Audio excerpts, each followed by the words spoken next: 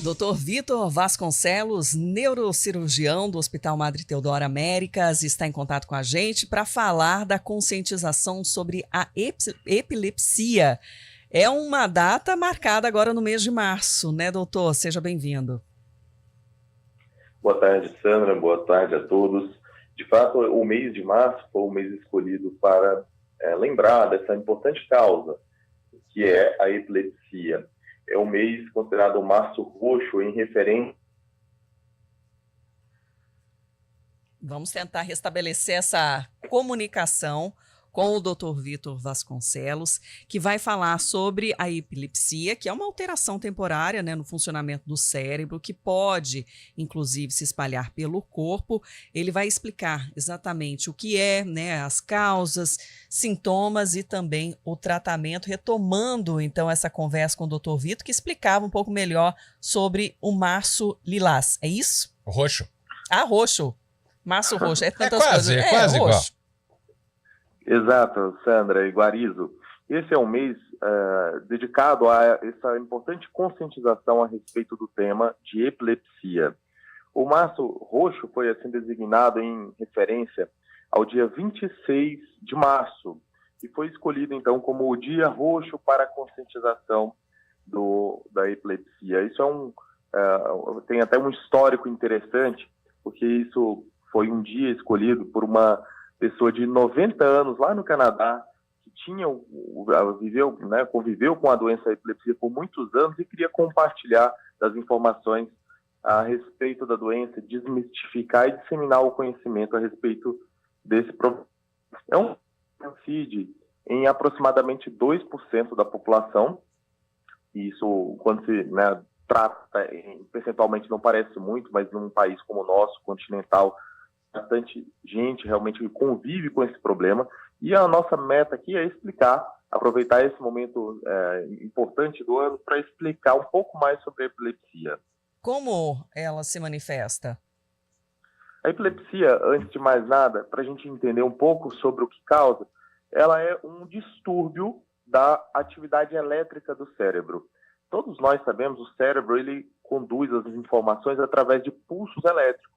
E quando há algum tipo de erro nesse pulso, nessa condução de pulsos elétricos, a gente tem uma atividade elétrica anormal, quase como uma espécie de curto-circuito no tecido elétrico do cérebro, gerando então algumas manifestações, que são basicamente algumas disfunções, mau funcionamento de algumas áreas do cérebro, que podem ser tanto localizadas, causando sintomas mais leves, é o que a gente cita como a crise focal, né? Muitas vezes manifestada ali por um formigamento, uma sensação esquisita, como uma dor na região do abdômen, ou mesmo um início repentino de uma sensação de medo que não é explicável por outras razões, ou mesmo até movimentos inconscientes de algum dos membros, ou uma espécie de desligamento, essa é muito comum nas crianças, né? A criança está prestando atenção na aula, de repente, por ali 10 segundos, ela parece que fica fora do ar, depois ela retoma a atenção normal. Essa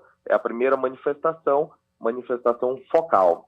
E a epilepsia, a crise convulsiva mais marcada, mais conhecida, realmente são as generalizadas, que é quando esse pulso elétrico anormal, ele não fica restrito a uma área do cérebro, mas sim se dissemina e, digamos assim, desliga temporariamente todo o cérebro, se manifestando como aquela clássica apresentação, né, de o paciente muitas vezes perde os sentidos, começa a ficar esticado, com os membros esticados, e depois começa a salivar e a apresentar movimentos como abalos musculares, mexendo ali os membros, isso tudo durando aproximadamente 1 minuto, né? Normalmente esse quadro se associa, né, se segue aí com um período como uma certa sonolência que dura de alguns poucos minutos até quase 1 hora. Doutor Vitor, tem cura para epilepsia? O tratamento, óbvio que tem, né? A gente está conversando aqui sobre isso, mas como que é esse tratamento e se tem cura? A epilepsia, por si só, como falamos, é uma disfunção que pode ser causada por uma série de causas diferentes, tá? Desde alguma malformação, em que determinada área do cérebro já nasceu com uma anatomia irregular, facilitando esses distúrbios elétricos do cérebro, mas também algum tipo de dano ao cérebro, mesmo quem nunca teve ali, não tem um problema congênito, pode causar epilepsia. Por exemplo, o uso de algumas substâncias, como drogas ilícitas ou mesmo medicações em excesso, podem irritar o cérebro e a ponto de gerar uma crise convulsiva, assim como problemas do cérebro em si, como AVCs, tumores. Então, quando a gente fala em cura ou tratamento, a gente tem que primeiro identificar qual é a causa, né? Porque há causas que são reversíveis. Por exemplo, se você tem um dano decorrente, a manifestação de epilepsia decorrente do uso de alguma substância, evitar o uso dela normalmente resolve o problema. Se você tem ali a crise convulsiva, fez um exame de diagnóstico de como uma ressonância, por exemplo, identificou a presença de um tipo de tumor, muitas vezes benigno, você pode remover cirurgicamente esse tumor, máximo de segurança possível, dependendo, claro, de cada caso, no intuito de curar o problema. De modo geral, é muito bem controlado hoje em dia.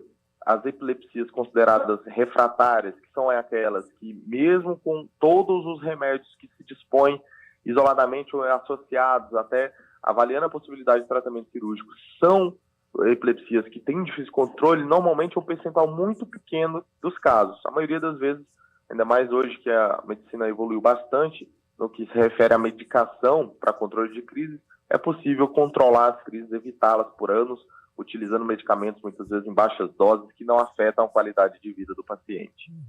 Aí até pensando ainda um pouco mais sobre a manifestação, né, da epilepsia, você vê às vezes a pessoa numa crise de convulsão, né? E aí existe uma preocupação em relação àquelas convulsões que vêm em decorrência de febre também. Tem alguma coisa relacionada ou não? Principalmente pensando em crianças. Exato. Quando se fala no tema de epilepsia, convulsões, muitas vezes, principalmente para as mães que estão nos assistindo aí, das crianças entre 6 meses e 5 anos, normalmente podem acontecer crises convulsivas. Perdemos contato? Vamos tentar, voltou. pedir para retomar exatamente a explicação a respeito desse detalhe, né, da convulsão febril aí em crianças, para poder, enfim, esclarecer melhor, doutor. Exato.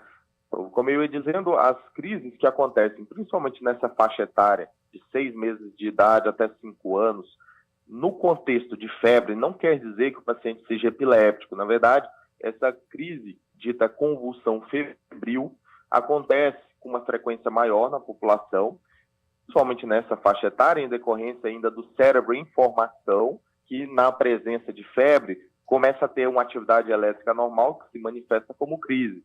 Essas crises normalmente estão associadas a temperaturas acima de 37,8 a 38 graus, em especial quando essa elevação de temperatura é muito rápida, tá? Então, no geral, nas primeiras 24 horas de um quadro infeccioso, muitas vezes uma gripe, uma diarreia, ou seja, uma febre causada por outros problemas. Inclusive, para a gente falar em problemas como a convulsão febril, você tem que ter um paciente que tenha crise convulsiva na vigência de febre, mas excluídas causas outras, como, por exemplo, meningite, problemas diretamente neurológicos, tá? Então, essas crises, normalmente, elas acontecem recorrentemente em 35% das pessoas que apresentam uma vez a crise, e sempre associados a essa elevação rápida da temperatura do corpo. Por isso que, no geral, a única recomendação não é ficar, normalmente não demanda de ficar utilizando medicamentos aí em longo prazo, de uso diário, para evitar a convulsão, mas sim a orientação para os pais de evitar, ou seja, controlar muito rapidamente a temperatura quando as crianças apresentarem aí algum quadro infeccioso aí que motive essa febre, tá? A maioria das vezes as crianças não recorrem e não se tornam epilépticos, mas a gente sabe que existe uma incidência um pouco maior dentre essas que apresentaram crises febris de serem pacientes com epilepsia, mas isso não está bem claro ainda, a correlação entre a convulsão febril e a epilepsia. E eu acho que foi a informação mais importante também que a gente podia dar hoje, Sandra, é o que fazer, né, na vigência de uma crise convulsiva. Claro, não é minha pretensão treinar todos aqui a aprender o que fazer de modo mais detalhado, mas de uma forma simples.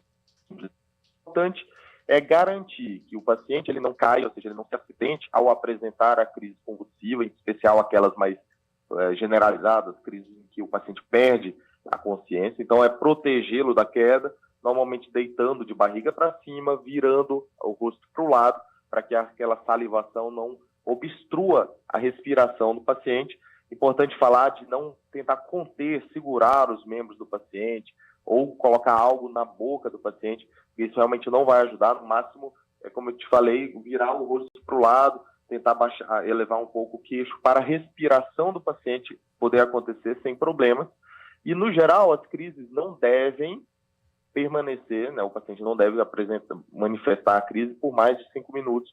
Esse prazo, normalmente, é acima dele. A gente está lidando aí com umas crises mais complexas, e isso demanda realmente hospitalização, tá? É importante também, se o paciente tiver algo cortante, algo que possa se machucar, afastar isso do paciente, realmente são as medidas mais importantes. Agora, pensando, né, numa cena como essa, porque, né, impacta de alguma forma quem está por perto, né, e é isso, né, é de querer ajudar. Diante disso, então, a recomendação é essa que o senhor passou, né, de tentar proteger essa pessoa aí de qualquer perigo ali no entorno e esperar passar. Nesse caso, deve-se chamar também um apoio do bombeiro, né, do SAMU, ou não há necessidade? Sempre que for possível, é importante acionar uma equipe que dê um suporte médico, tá? A boa informação é que a maioria das crises, elas cessam, como o cérebro tendo ali seu, entre aspas, curto-circuito, começa a despolarizar e se interrompe espontaneamente na maioria das vezes. E na sequência o paciente fica sonolento por alguns minutos até que ele recobre a consciência. Um percentual menor, essa crise ela pode ser recorrente, que é o que a gente chama estado de mal epiléptico. E essa sim, como ela não interrompe a crise, o cérebro pode sofrer um dano até permanente se isso não cessar. Então, como a gente muitas vezes não sabe exatamente qual é a evolução, é importante acionar a ajuda, tá? Mas a informação que fica, na maioria das vezes, é importante manter a calma, porque na maioria das vezes essa crise cessa espontaneamente. O paciente muitas vezes acorda ali um pouco sonolento, não lembra muitas vezes do que aconteceu, eventualmente chega a evacuar, perder urina, porque isso pode acontecer frequentemente, tá? Morder a língua em si, isso pode acontecer também, e isso talvez demande também de alguma assistência. Não vai ser ruim que um médico possa assessorar, tá certo? Tá certo. Doutor Vitor Vasconcelos, obrigada pelas orientações e até a próxima semana. Obrigado a você e a todos, uma ótima semana. Repórter CBN, vamos lá. Repórter CBN.